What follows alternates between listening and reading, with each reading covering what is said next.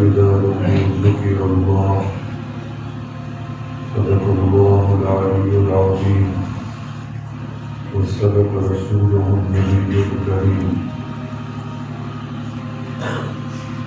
محترم مقدم علماء کرام اور میرے پیارے عزیزان طلباء کرام،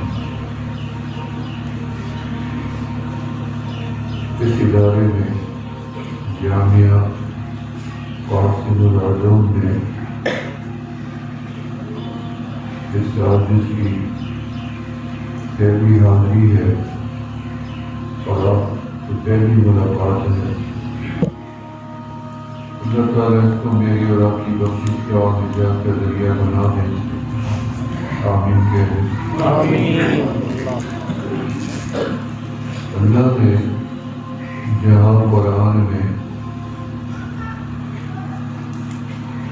انبیاء کا تذکرہ کیا اور ان کی صفات کو بیان فرمایا اور ان کے معجزات کو بیان فرمایا اور ان کے کمالات کو بیان فرمایا اور ان کی امتوں کے احوال کو قرآن میں بتایا اور ان کے اوپر آنے والے امتحانات کو بھی بتایا، آزمائشوں کو بتایا اور ان کے صبر اور استقلال کو بھی بتایا اور ان کی عبادات کا تذکرہ بھی کیا، کسی کے صبر کا، کسی کے علم کا، کسی کے تقویٰ کا، کسی کے عشق کا. اللہ نے قرآن میں انبیاء کا بتایا. پھر اللہ نے خود ہی قرآن میں انبیاء کے بعد ایک درجہ بندی مسلمانوں کی وضع کر دی، قائم فرما دی. اس درجہ بندی میں جو لوگ بھی آئیں گے وہ سارے ولی ہوں.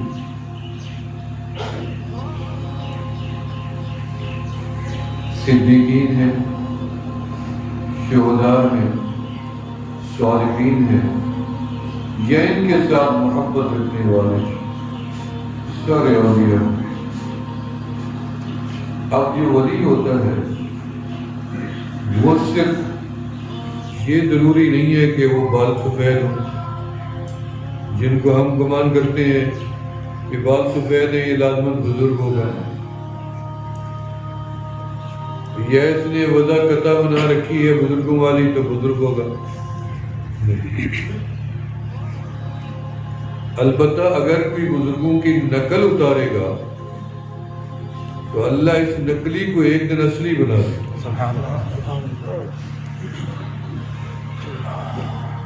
موسیٰ علیہ السلام کے زمانے میں ایک بندہ ان کی نقل اتارتا، آواز کی، اس کی آواز موسیٰ کلیم اللہ علیہ السلام کی آواز سے ملتی. اللہ نے نظر کرم ڈال کے بخشا تو فرشتوں نے پوچھا اللہ اس کے تو اور گناہ تھے، کیونکہ گناہ کی توبہ کی گنجائش نہیں ہوتی تھی. گناہ کی سزاؤں کا پہلے تعین تھا پہلے امتوں میں کہ اگر وہ بندہ سزا دنیا میں بھگت لے تو قیامت کے دن جنت میں، اگر اس نے سزا نہ بھگتی تو وہ پھر جہنم میں جائے گا، اتنی دیر جلے گا. یہ تو اس امت کے اوپر اللہ نے کرم ڈالا کی نظر ڈالی کہ یہ امت ایک گناہ نہیں، ہزار نہیں، لاکھوں کروڑوں گناہ، ان گنت گناہ کر کے بھول جائے، کر کے گناہ بھول جائے. پھر جو ایک نیکی کرے گا امتی میرے آقا علیہ السلام کا، اللہ سارے گناہ اس نیکی کے بدلے میں معاف کر دے. توبہ تو الگ چیز ہے، میں آپ کے لیے کروں الگ ہے، آپ میرے لیے کریں الگ ہے. میں ماں باپ کے لیے کروں وہ الگ درجہ ہے، اور ماں باپ میرے لیے کریں الگ ہے. بندے کی نیکی سے اللہ نے ایسا سسٹم بنا دیا کہ نیکی ان الحسنات یذہبن السیئات۔ نبی اسلام کے پاس ایک صحابی رسول اللہ، یا رسول اللہ میں بڑا گناہ گار ہوں، آپ لوگوں نے بیٹھ جاؤ۔ پھر کھڑے ہوئے، یا رسول اللہ میں بڑا گناہ گار ہوں، آپ میں بیٹھ جاؤ۔ پھر تیسری دفعہ میں بیٹھ جاؤ۔ پھر آپ نے نماز پڑھائی، نماز کے بعد آپ کھڑے ہوئے، وہ کدھر ہے میرا صحابی جب بتا رہے تھے، وہ کھڑے ہوئے لبیک اور کعبے کے، یا رسول اللہ میں ہوں وہ گناہ گار۔ آپ نے کہا میں تو گناہ گار رہا ہی نہیں۔ کیسے کملی والا، تو نے نماز نہیں پڑھی؟ یا رسول اللہ وہ تو میں نے پڑھی ہے، پر میں جس نے نماز پڑھ لی وہ گناہ گار نہیں رہتا، گناہ سارے ختم ہو جائے۔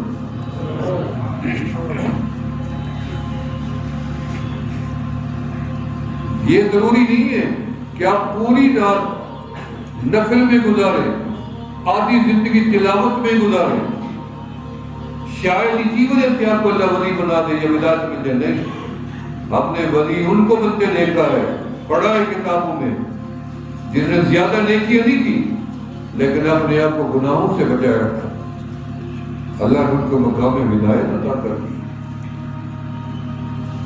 آخر کوئی درجہ تو ہے۔ نبی اسلام کے سارے غلام ولی تھے، نبی نہیں تھے۔ ابو بکر سب سے بڑے ولی، ولیوں کے سردار تھے۔ سیدنا عمر، سیدنا عثمان، سیدنا علی رضوان اللہ اجمعین، 1,24,000 صحابہ، حضرت بلال، سلیمان، سہیل، یہ سب ولی تھے۔ اور ان کی ولایت کا اندازہ یوں لگائیں، ہم کہتے نہیں ہم ولی اس کو مانیں گے جن میں کرامات دیکھیں گے۔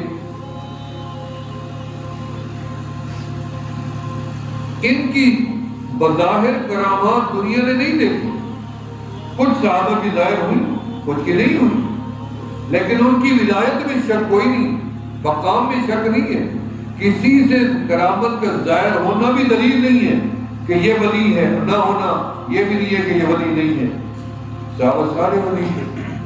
سیدنا عمر رضی اللہ عنہ کی ولایت ایسی تھی کہ آپ نے یا صالح الجبل کہا، آواز وہاں پہنچ گئی، آپ نے قدم مارا، مدینے کی دھرتی میں زلزلہ تھم گیا۔ سعد بن ابی وقاص رضی اللہ عنہ جب دریائے فرات کے کنارے پہ گھوڑے پہنچے، آواز نہیں، کسی نے گھوڑے کی رفتار کو کم نہیں کرنا، سب کے گھوڑے دریائے فرات سے پار نکل گئے۔ یہ سب سے بڑی کرامت علماء لکھتے ہیں سارے صحابہ میں۔ لیکن اس کے علاوہ ہمارے اکابرین نے جو ہمیں بتایا ہے کہ اس سے بھی بڑی کرامت تھی نبی اسلام کے غلاموں کے بعد، وہ کیا تھی کہ ان کے اوپر فتوحات کے دروازے کھل گئے دنیا میں، ہیرے جواہرات کے انبار لگ گئے دنیا میں، اور خزانے بیت المال بھر گئے۔ باوجود دنیا کے جمع ہو جانے کے، ہیرے جواہرات کے آ جانے کے، بیت المال بھر جانے کے، نبی علیہ السلام کے غلاموں کی سب سے بڑی کرامت یہ تھی کہ انہوں نے اپنا دامن کو دنیا سے ایسے بچایا کہ صاف ستھرے دنیا سے نکل گئے، اور دنیا ان کو قریب نہیں آنے دیا، اور دنیا کو اپنے اوپر نہیں چڑھنے دیا۔ تو یہ ان کی سب سے بڑی کرامت تھی۔ ایک بزرگ کے پاس ایک مرید رہا، اور اس نے 20 سال کی خدمت کی، کبھی لوٹا بھرا، کبھی وضو کے لیے آگے چلے، کبھی جوتا سیدھا کیا، کبھی کپڑا پہنایا، کبھی سر میں تیل ڈالا، بہت خدمتیں کی۔ 20 سال بعد مرید نے کہا مجھے صاحب اجازت دیں، میں گھر جاتا ہوں۔ کیوں بھائی؟ انہوں نے کہا کام نہیں بنتا۔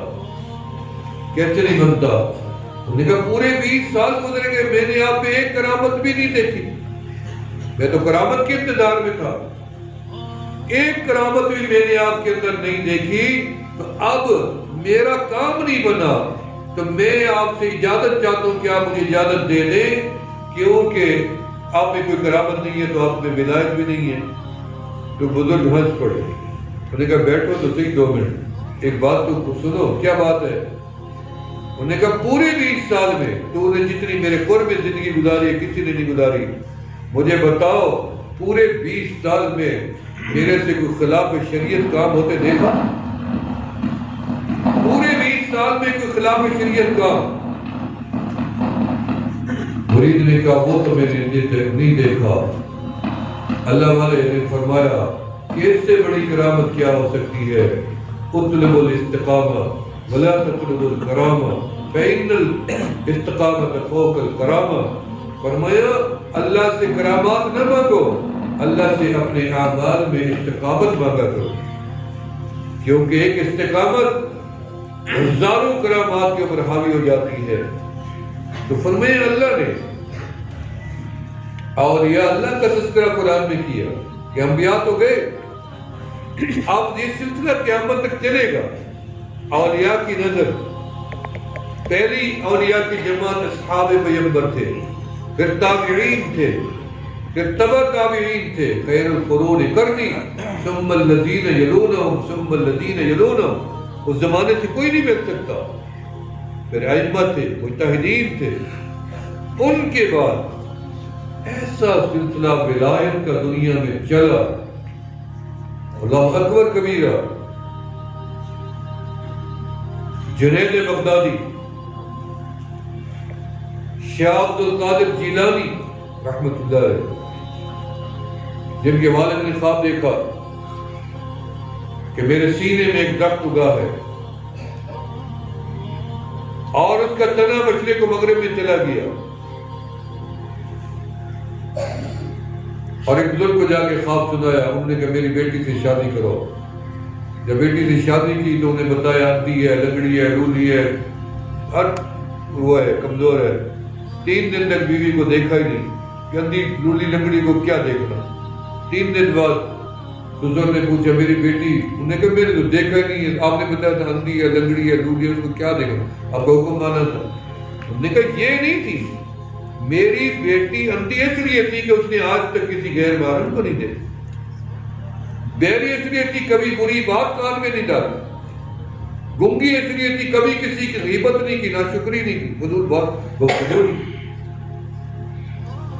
اور معذور تھی ٹانگوں سے اس لیے کبھی گھر سے باہر قدم نہیں رکھی۔ اللہ نے ان کے بدن سے شاہ عبد القادر جیلانی جیسا بچہ پیدا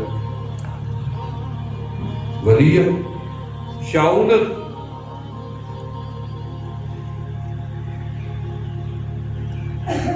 بھائی علی مستعمی رحمۃ اللہ علیہ بات کر رہے تھے، اور ہزاروں کی تعداد میں لوگ جیسے شہد کی مکھیاں اپنے جتے میں بیٹھی ہوتی ہیں یا مکھی بھی ٹھانس پہ جاتی ہے، اس طرح سے لوگ اپنے بزرگ کے آگے جمع تھے۔ تو شاؤنہ بول رہی تھی بدکارہ عورت، اس نے پوچھا یہ کون لوگ کیوں جمع ہے؟ انہوں نے کہا بھائی علی مستعمی ہے۔ وہاں چلی گئی اور آواز سنا، بڑا اثر ہوا آواز کا، تو وہ بعد میں بولی، اس نے کہا آپ اللہ کی رحمت اتنی بڑی بتا رہے ہو، کیا اللہ کی رحمت اس بات کو گوارا کرے گی کہ میرے جیسی گناہ گار بھی اگر اللہ سے توبہ کرے تو اللہ مجھے معاف کر دے گا؟ آگے بزرگ نے جواب دیا کہ اگر شاؤنہ جیسی خاتون بھی اللہ کے آگے جھک جائے تو اللہ اس کو معاف کر سکتا ہے، تو کون ہے؟ حالانکہ وہ تو خود شاؤنہ تھی۔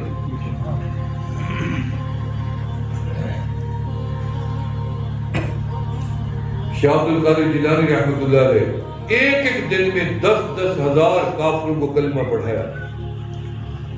خواجہ معین الدین چشتی اجمیری رحمۃ اللہ علیہ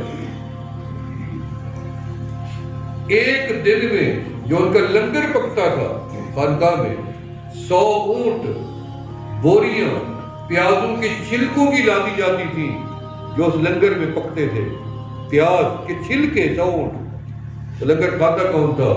ہندو کھائے، سکھ کھائے، عیسائی کھائے، مسلم کھائے، کسی کو نہیں روکنا، راگیر کھائے، شرابی کھائے، زانی، سب کھاؤ۔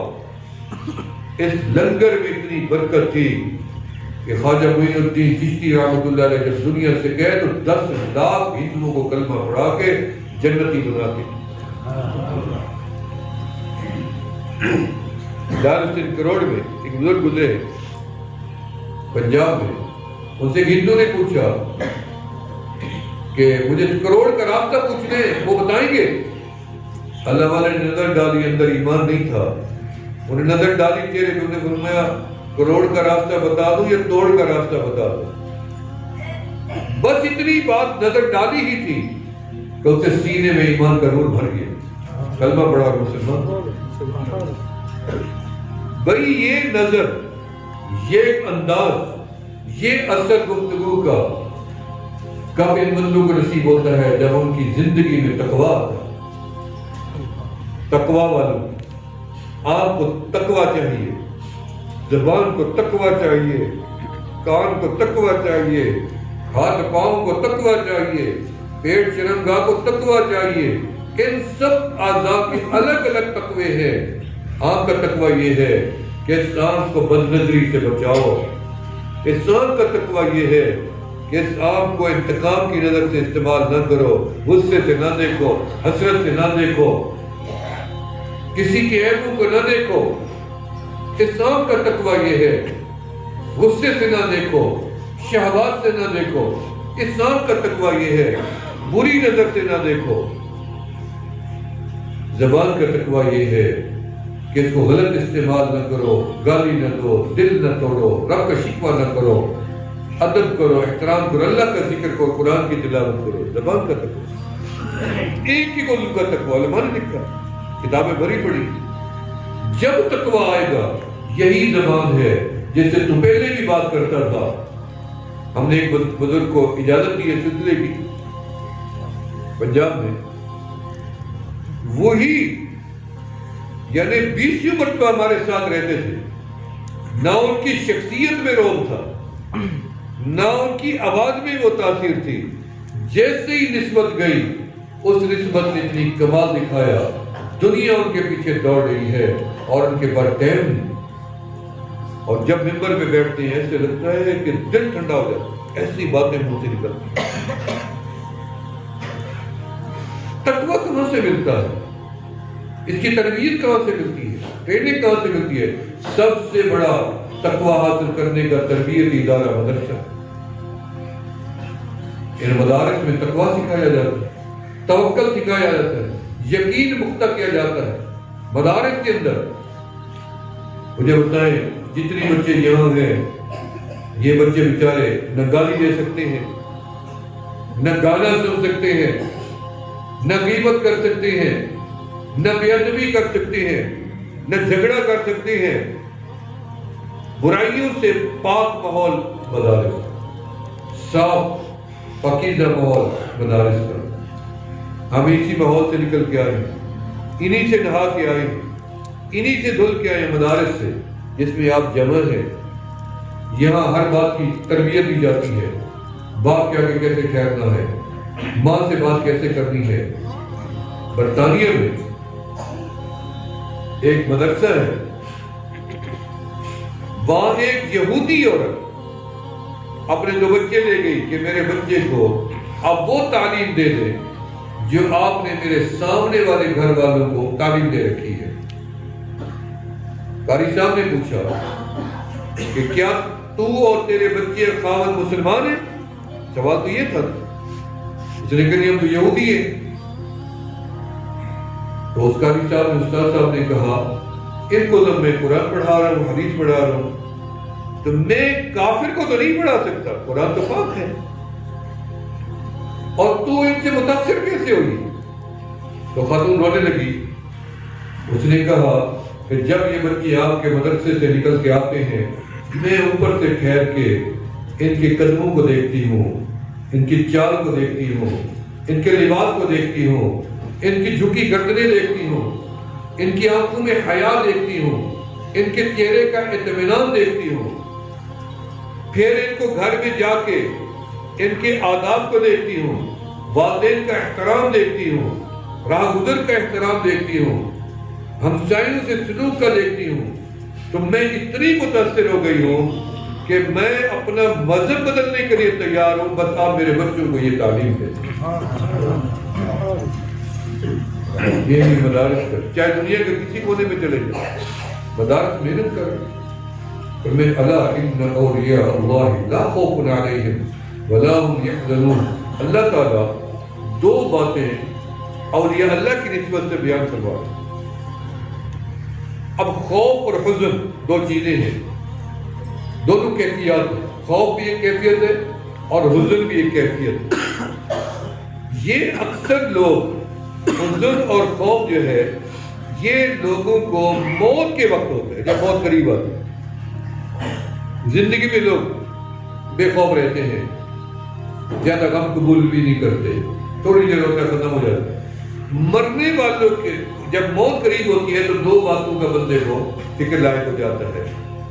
ایک خوف، روح کیسے نکلے گی، قبر میں کیسے گروں گا، سوال و جواب کیسے دوں گا، قیامت تک تنہا کیسے رہوں گا، حشر میں کیسے اٹھایا جاؤں گا، رب کی عدالت میں کیا جواب دوں گا. یہ سارا خوف، حساب کا خوف، عدل کا خوف، پکڑ کا خوف، جہنم کا خوف، یہ سارا خوف ہی خوف. اور جو اللہ کا ولی بن جاتا ہے لا خوف، اس کے دل سے وہ غم خوف ختم.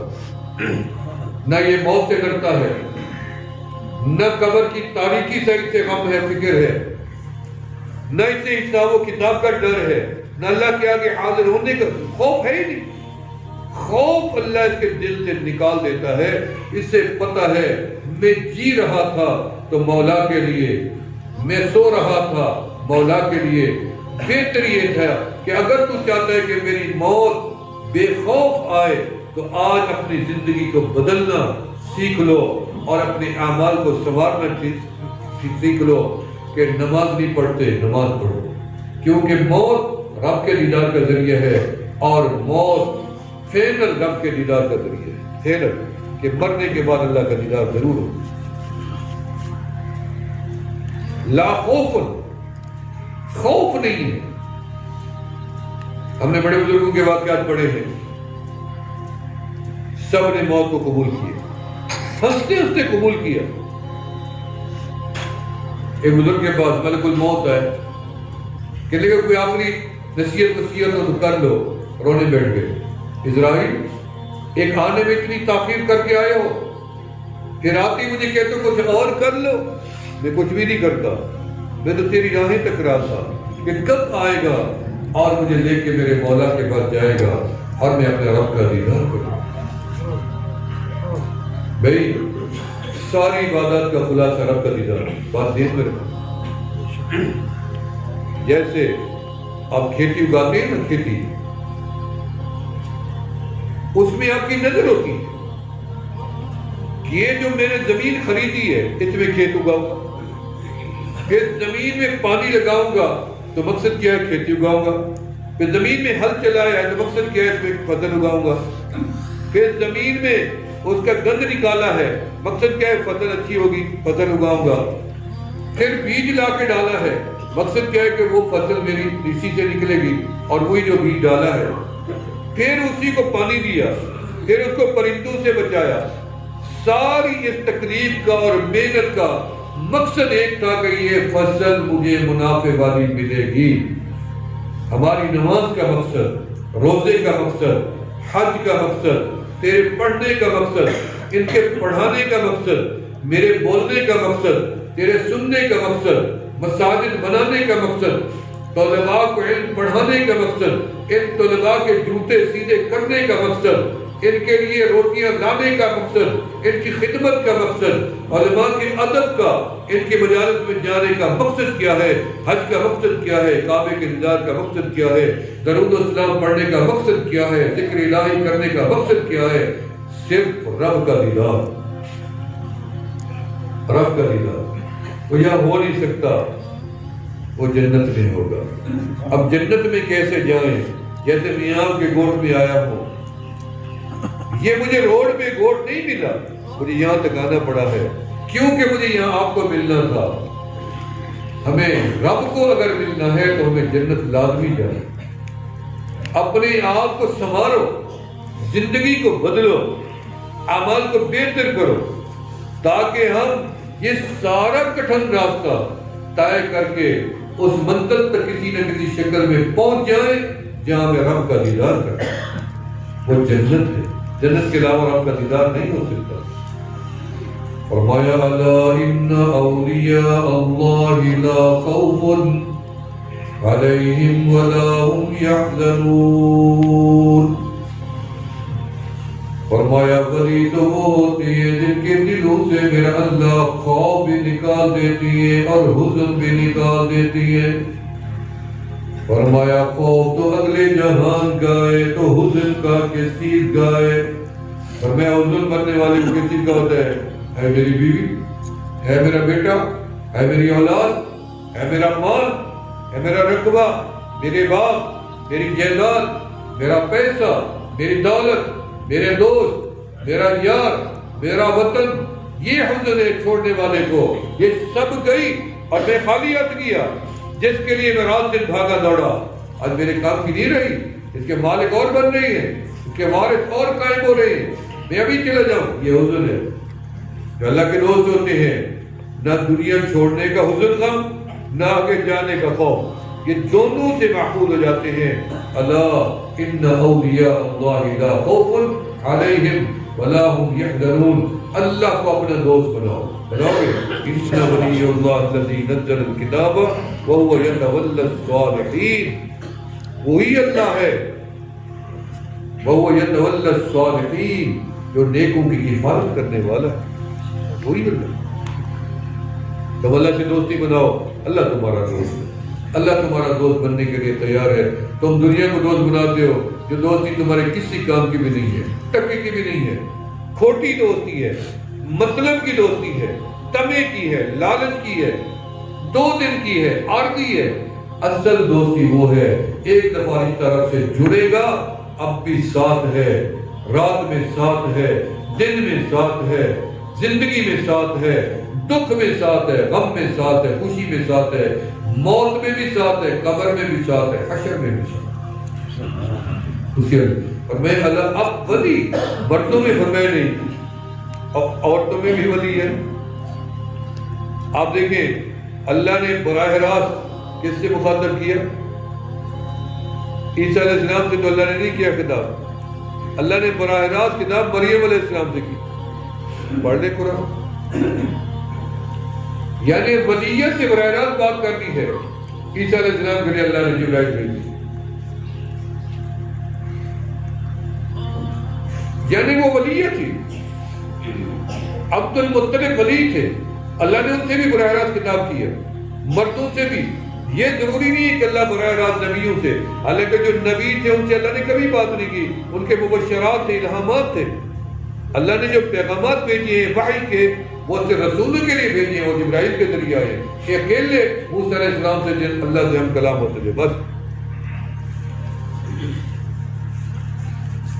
رابعہ بصریہ آپ نے سن رکھا ہے، ولیہ تھی، اتنی بڑی مقام والی تھی۔ میں ابھی تھوڑی دیر پہلے پڑھ رہا تھا ایک میسج کہ لوگ کعبے جاتے ہیں، کعبے بیٹھتے ہیں، کعبے جاتے ہیں اور کعبے بیٹھتے ہیں۔ مولا روم رحمۃ اللہ لکھا ہے، لوگ کعبے جاتے ہیں اور کعبے بیٹھتے ہیں، ان سے وہ لوگ کروڑوں درجے بہتر ہیں جو اپنے رب کے آگے بیٹھتے ہیں۔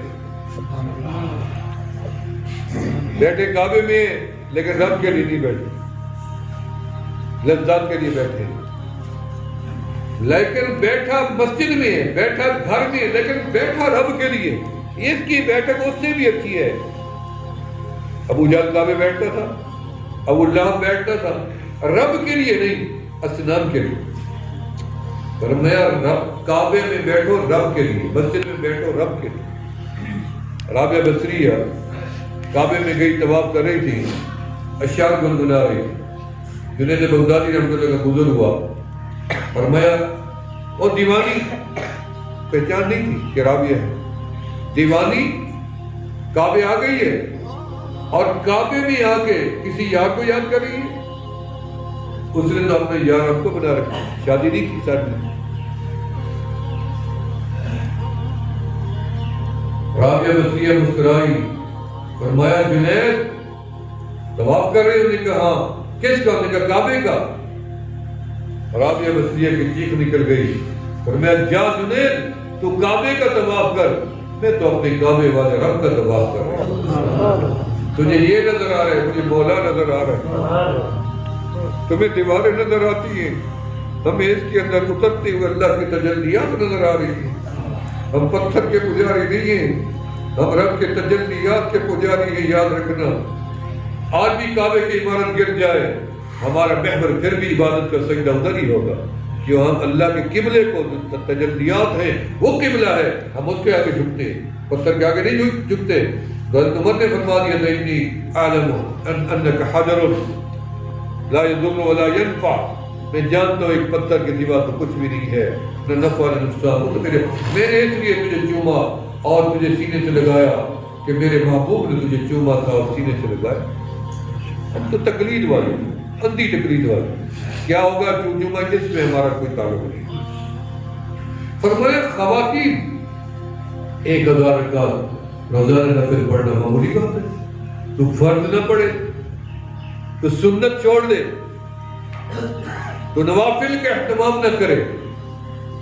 میں نے بڑا غور کیا، وقت کے ہوتے ہوئے لوگ نوافل چھوڑ دے، اور شیطان کا پہلا حملہ نفل چھڑوا، پہلا فرض نہیں چھڑوا، تو کہتے نہیں فرض لازم پڑھنے، تلبیس ابلیس پڑھنے۔ علماء پہ کیسے تلبیس کرتا ہے شیطان؟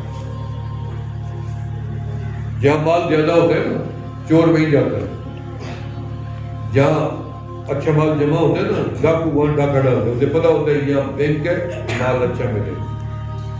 ولیوں کے پاس نیکیوں کا بینک ہے، خزانہ بھرے پڑے ہوتے ہیں وکیل ولی جو ہوتے ہیں۔ شیطان بھی ڈاکو ہے، وہاں سرنگ لگاتا ہے کہ میں ان کی نیکیاں کیسے ضائع کراؤں، اور ڈاکہ ڈال کے یہ لوٹ لو خزانہ۔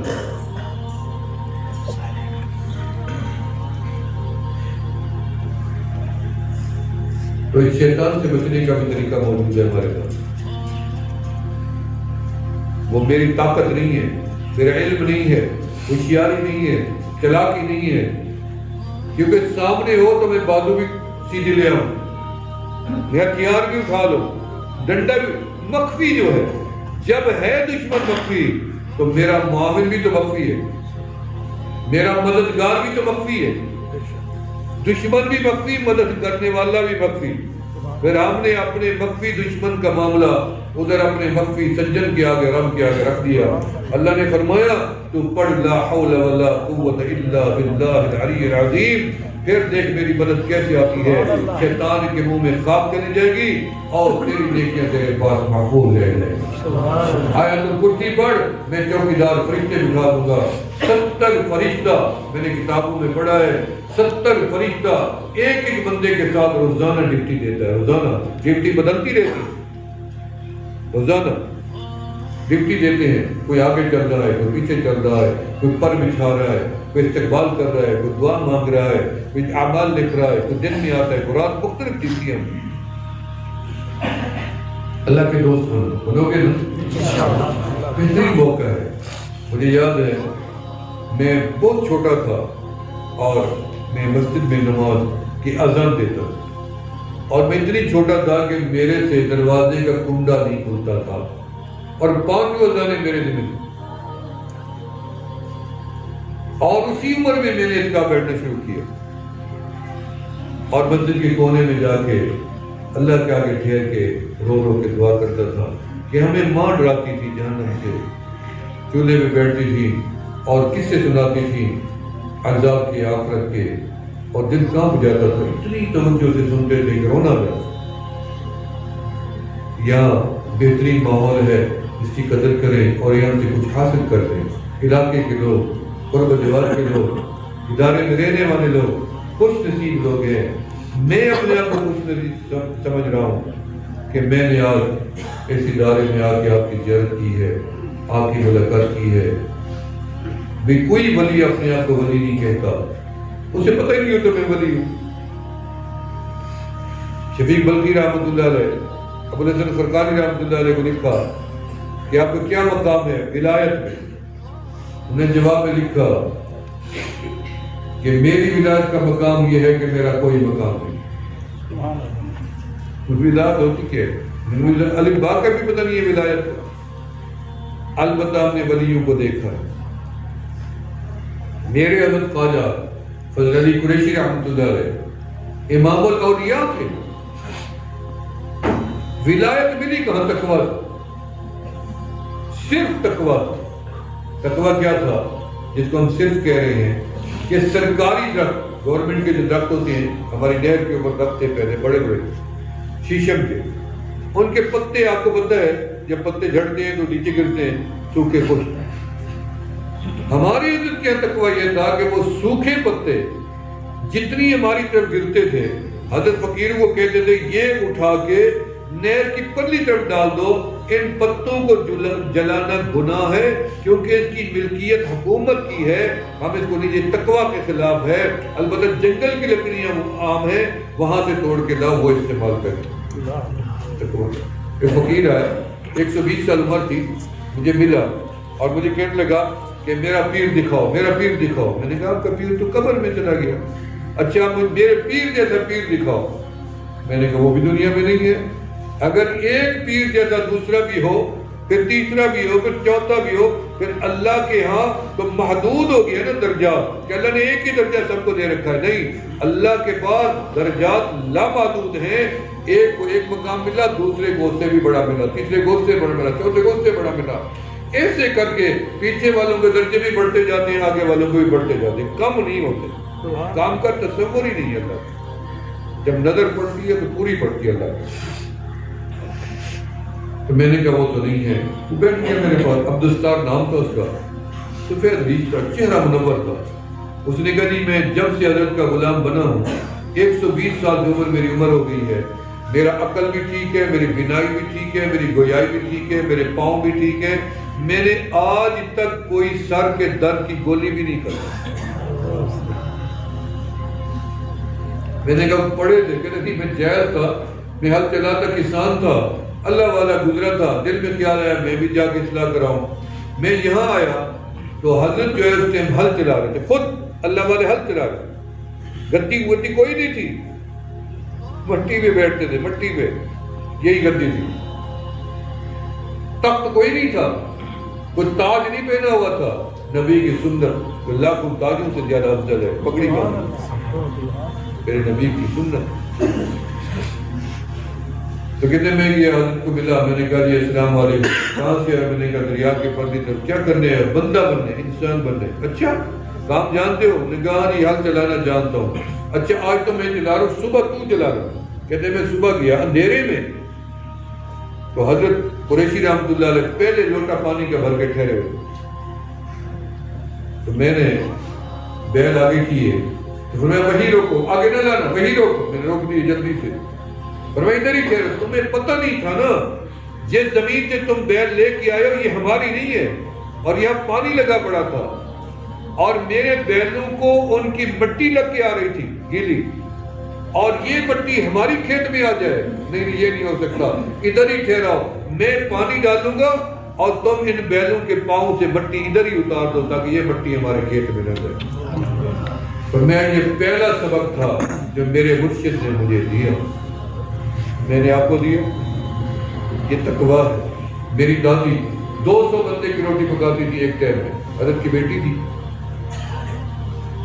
اکیلی خاتون، نابینی ہوگی روٹیاں پکا پکا کے آگ میں، نابین آنکھیں بہ گئی۔ تقویٰ یہ تھا جو لکڑیاں جلاتی تھی ان کو دھوتی تھی، دھو کے سکھا کے جلاتی تھی، پاک کر کے، کہ لکڑیاں پلید ہوتی ہیں، کتے پیشاب کرتے ہیں، گیلا ہاتھ لکڑی کو، گیلا ہاتھ آٹے کو، نجاست منتقل ہوتی ہے، تو لکڑیوں کو دھو دھو کے جلاتی تھی کہ یہ بھی پاک ہوں۔ اس طرح کا جب تقویٰ آتا ہے تو پھر ان کی صحبت میں کیسے ایسے لوگ تیار نہ ہوتے؟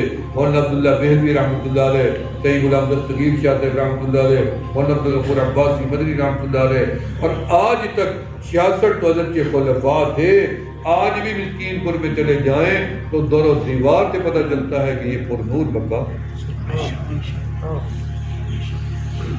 بھلے وہاں کوئی آبادی نہیں ہے، کوئی دکانیں نہیں ہیں، کوئی شہر نہیں ہے، لیکن اندر کو عجیب سکون ہے، عجیب اطمینان ہے، عجیب خوشبو ہے۔ تو میرے دوستو اولیاء اللہ کے ساتھ کبھی جنگ نہ کرنا، اللہ سے جنگ چھڑ جائے گی. اللہ کے دوستوں سے جنگ نہ کرنا، ان علماء سے جنگ نہ کرنا، یہ اللہ کے دوست ہیں. علماء سے لڑائی نہ کرنا، یہ اللہ کے دوست ہیں. اختلافات ہوتے رہتے. من عاد لی ولیا فقد آذنتہ للحرب، جس نے بھی میرے دوست کے لیے تلوار اٹھائی، خنجر اٹھایا، ڈنڈا اٹھایا، گالی دی، یہ نہیں جواب دے گا، میں رب جواب دے. ایک بزرگ تھے، مجلس میں بیٹھے ہوئے، ہم بھی بیٹھتے ہیں، تھک جاتے ہیں، لمبی طویل شرطیں ہوتی ہیں. جب تھک گئے، اب ہمیں تو یہ بھی منع ہے بزرگوں کی طرف سے کہ کہیں یہ اظہار نہیں کرنا میں تھک گیا ہوں. انہوں نے کہا کیوں؟ انہوں نے کہا اللہ نعمت سلب کر لے گا. اگر اتنی بھی کہہ دے کہ میں تھک گیا ہوں، اچھی شکل والے پھر رہے ہیں، بڑے علم والے پھر رہے ہیں، حسب نسب والے، طاقت والے پیسے، اللہ ان کو پوچھتا نہیں ہے. اگر اللہ آپ سے کام لے رہے اور آپ نے یوں کہہ دیا کہ میں تھک گیا ہوں، پھر اللہ ناراض ہو جائے. بیچارے تھک کے پاؤں سیدھا کر لیا. شریع ادھر جب پاؤں سیدھا کیا تو ایک بندہ بیعت ہونے کے لیے آیا، آگے دیکھا بزرگ ٹانگ پھیلا کے بیٹھے ہیں، تو بڑا غصہ ہو گیا. اس نے کہا اوہ یہ تو غلط ہے، یہ تو پیر ہے نہیں، پیر میں تو ادب ہی نہیں ہے. اسے کیا پتا بیچارے کب سے بیٹھے. اس نے اٹھا اور دوڑا اور نفرت میں جاتے جاتے اپنا پاؤں ان کی ٹانگ پہ کھینچ کے مار کے نکل گئے. چپ کر کے بیٹھ گئے. ابھی گھر نہیں پہنچا تھا کہ راستے میں چوٹ لگی، ٹانگ ٹوٹ گئی. وہی ٹانگ ٹوٹ گئی جس پاؤں سے اس نے بزرگ کو مارا، ٹانگ ٹوٹ گئی. ٹانگ بنوانے گئے، اس نے کہا ٹانگ کاٹنی پڑے گی. ٹانگ کٹ گئی. پھر اس کا بیٹا پیدا ہوا، اس کی ٹانگ کٹ گئی. دوسرا پیدا ہوا پوتا، اس کی ٹانگ کٹ گئی. تیسرے کی کٹ گئی، چوتھے کی، پانچویں کی، چھٹے کی، ساتویں تک کٹتی گئی ٹانگیں. تو کسی اللہ والے نے دوسرے سے پوچھا کہ اس بندے نے اکیلے نے اللہ والے کے ساتھ گستاخی کی تھی، ان بیچاروں کا کیا قصور تھا؟ انہوں نے نہیں کی. ہم نے کہا بھائی بات ہے طاقت کی. آپ گلیل مارتے ہیں پتھر تو وہ دیوار پہ نشان نہیں ڈالے. اگر اس کی جگہ پہ گولی چلائیں گے تو وہ نشان ڈال دے گا، صرف نشان، دیوار کو چوٹ لگے گی. اگر اس کی جگہ کوئی اور بڑی ریفل کی گولی ہوگی وہ تھوڑا سراغ کرے گی. اگر اس کی جگہ پہ اس سے بھی بڑی طاقتور کوئی چیز آپ گولا لے کے آئیں گے، بم لے کے آئیں گے تو وہ دیوار کو بھی گرا دے گی، اگلی کو بھی گرا دے گی، اگلی کو بھی گرا دے گی، اس سے اگلی کو بھی گرا دے گی. پیچھے طاقت کی بات ہے. انہوں نے کہا کیونکہ آگے معاملہ طاقت کا تھا، وہ طاقت میرے اللہ کی تھی، تو اللہ نے 7 پشتوں تک دنیا کو دکھا دیا، آگے رب نے اس کو روک لیا. علماء نے لکھا ہے کسی خاندان میں اگر کوئی اللہ کا ولی گزر جائے تو اس کی ولایت کے اثرات 7 پشتوں تک رہتے ہیں، اور کسی خاندان میں کوئی گناہگار بدکار گزر جائے تو ان کے بھی اثرات 7 پشتوں تک کوئی نہ کوئی عادت فطرت قائم رہتی ہے. تو اللہ تعالیٰ ہم سب کو نیکی اور بھلائی کی توفیق عطا فرمائے. اللہ تعالیٰ اپنا بندہ بنائے. ہمیں ولایت کی ضرورت نہیں ہے، اللہ ہمیں اپنا قرب عطا کر دیں، اپنا صحیح معنی میں بندہ بنا دے، ہمارے لیے وہی شاد ہے. آمین کہتے ہیں. ولایت اس کا اعزاز. تو میں توبہ کے کلمات پڑھوں گا، آپ میرے ساتھ دہراتے جائیں گے. جو حضرات بیعت ہیں تجدید کر لیں، جو بیعت ہونا چاہیں نیت کر لیں، جو پہلے کسی بزرگ سے بیعت ہیں ان کی بیعت نہیں ٹوٹے گی. پڑھیں بسم اللہ الرحمن الرحیم. استغفر اللہ العظیم واستغفر اللہ تعالی ربی من كل ذنب واتوب الیہ. آمنت باللہ وملائکتہ وکتبہ ورسلہ والیوم الآخر وقدر خیرہ وشرہ واللہ تعالی والبعث بعد الموت. یا اللہ میری توبہ ہے شرک سے، کفر سے، بدعت سے، چوری سے، جھوٹ سے، زنا سے، غیبت سے، نفاق سے، ہر گناہ سے. یا اللہ میری توبہ قبول فرما. اشہد ان لا الہ الا اللہ وحدہ لا شریک لہ واشہد ان محمدا عبدہ ورسولہ. قسمی مبارک کو میری اور آپ کی توبہ اللہ نے قبول کر دی ہے، گناہوں کو معاف کر دی ہے، ان کو نیکیوں میں بدل دیا ہے. فجر کی نماز کے بعد دوشی کی تصویر، ظہر کی نماز کے بعد تیسرا کلمہ شریف، عصر کے بعد پہلا کلمہ شریف، مغرب کے بعد اللہ اللہ ذکر الہی، عشاء کی نماز کے بعد استغفار، 5 نمازوں کی پابندی کریں اور وظائف کی پابندی کریں تسبیحات کی، اور تقوی ابھی سے عادت بنا لیں، اور بوڑھے بزرگ جوان سب وعدہ کریں کہ آج کے بعد جھوٹ نہیں بولیں، وعدہ کرتے ہیں نا، بد نظری بھی نہیں کرتے، اتنا دماغ ختم، حافظہ کیا باتیں بھول جائیں گی، کیونکہ حافظہ اگر قائم رکھنا ہے تو پھر بد نظری سے بچے رہو، فعلم اللہ نور فنور اللہ لا یعطى بعاصم، گناہوں سے بچنا پڑے گا تب یہ علم ٹھہرے گا، وغیرہ نکل جائے گا سارا، بلکہ بصارت بھی ساتھ، بصیرت بھی ساتھ مل جائے گی، بصارت بھی ساتھ مل جائے گی۔ تو اللہ تعالیٰ ان گزارشات کو قبول و مقبول فرمائے، سچ بولنا ہے، حلال کھانا ہے، عمل کی توفیق عطا فرمائے، واقعی فرمائے۔ یا اللہ ان گزارشات کو قبول و مقبول فرما، ہم سب کی توبہ قبول فرما، اس ادارے کو جامعہ قاسم علوم سے مزید ترقی عطا فرما۔ یا اللہ اس کے بانی مولانا نور محمد صاحب غفر اللہ مرکزہ نے والی ان کی قبر پہ کروڑوں رحمتیں برسا، ان کے درجات کو مزید بلند سے منتخب فرما، ان کی خدمات کو قبول فرما۔ یا اللہ ان کے صاحبزادے، یا اللہ ان کی عمر میں برکت عطا فرما، یا اللہ ان کی خدمات کو قبول فرما۔ یا اللہ ان کے ساتھ جو معاونین ہیں ان کو جزا عطا فرما، جو مدرس ہیں اس ادارے کے، یا اللہ ان کو بھی اپنی حفظ امان نصیب فرما، جو طلباء ہیں ان کی حفظ قوی فرما، سینوں کو روشن فرما، یا اللہ علوم کو آسان فرما، ان کے مستقبل کو روشن فرما، زندگی کی ساری منازل کو آسان فرما۔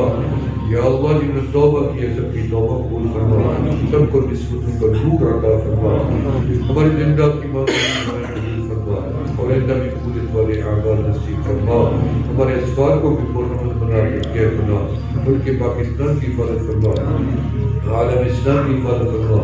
یا اللہ ہمارے قائد مولانا فضل الرحمان صاحب جو میرے بھی محترم قائد ہیں اور میری اولاد کی اور میری جماعت کے، میرے خاندان کے، اللہ ان کی عمر میں خوب برکت عطا فرما، ان کے خدمات کو قبول فرما، ان کی کوششوں کو بارآور فرما۔ یا اللہ ہر قدم پہ ان کی نصرت فرما، جو انتشار ہو رہا ہے جماعت کے اندر اس سے محفوظ فرما، عقل سمجھ شعور عطا فرما، وحدت کو قائم فرما، اس ملک کی سرحدوں کی حفاظت فرما، ہمارے سرحدوں میں بیٹھے محافظین کی حفاظت فرما۔ یا اللہ جو بیمار ہیں ان کی عافیت فرما، جو پریشان ان کی پریشانیاں دور فرما۔ یا اللہ جو بے اولاد ہیں ان کے اولاد نرینہ عطا فرما، جو کورونا کے مرض کا شکار ہیں ان سب کو جلد سے عطا فرما، پورے عالم سے کورونا وائرس کو ختم فرما۔ اس جیسے دیگر امراض بھی ہیں اور وائرس بھی ہیں، ان سب سے اپنے بندوں کو محفوظ فرما۔ ربنا تقبل منا انك انت السميع العليم وتب علينا انك انت التواب الرحيم۔ صلی اللہ تعالی علی خیر خلقہ محمد وعلى آلہ اصحابہ ذریۃ اہل بیت اجمعین۔ ویڈیو کو لائک کریں اور دوستوں سے شیئر لازمی کریں، ہمارے یوٹیوب چینل انمول واقعات کو سبسکرائب کریں، شکریہ۔